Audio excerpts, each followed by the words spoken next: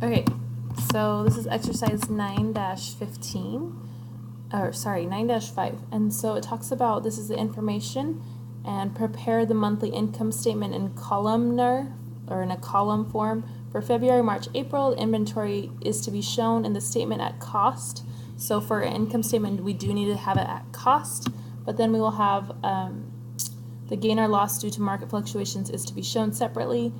Prepare the journal entry required to establish the valuation account. So let's do part B first, the valuation account, because we're talking about lower of cost or net realizable value.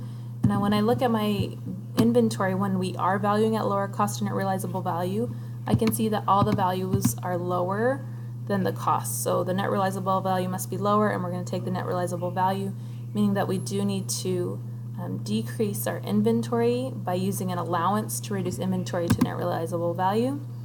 And that will be our credit, a contra asset account, and then we will debit loss due to market fluctuations as the problem states.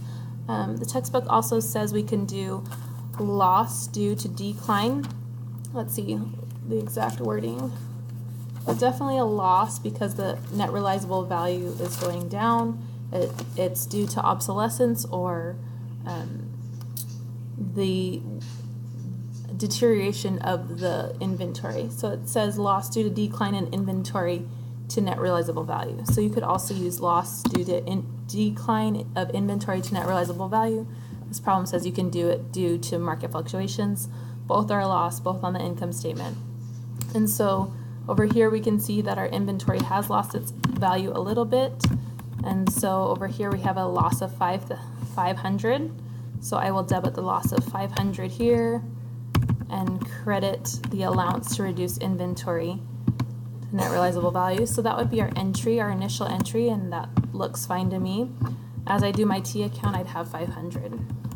But we do have this valuation account, and it does need to be adjusted every year as we evaluate our inventory. And so let's see the change in every year as I copy this formula, as I minus the inventory at lower cost or net realizable value from the cost.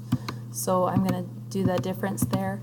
We can see I'm going to need a larger loss, right? A larger loss to 2,500. But I already have a balance in there. I already have this credit in my allowance. So I already have that credit of 500. I want to increase it to a final number of 2,500.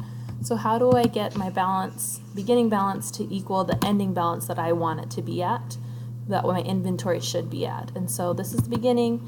This is what I want my end to be. I could do my T account here. And so to get to this balance, I'm going to need a credit to add to the allowance of 2,000, right? And I could sum those up together and make sure that it does equal the total that I want, and it does there. And so to increase my allowance, I would do 2,000 the next year, or not the next year, the next month. This is February, sorry, next month. So I'd have 2,000 here and 2,000 here for February, right? And that would be my journal entry to adjust the balance, right? And then let's look at the following month. So in my allowance, I do have that 2,500 now. That becomes the beginning balance, and then I want to adjust it to 1,400, right? So the adjustment to 1,400, this is too large on the right side of my T account. I would need a debit here, and I could do the difference between those just to see it, right? So if I have this one and I minus that one, I should have 1,400 in my account. Well, how do I debit this allowance, and do I debit the allowance, or what's the correct entry?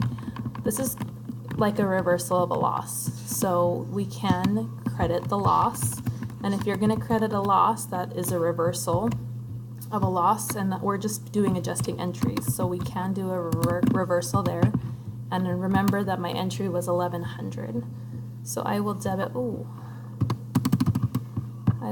not 2,000 anymore. I'll debit my 1,100 allowance, and I'm adjusting my allowance, so I have to use the same accounts.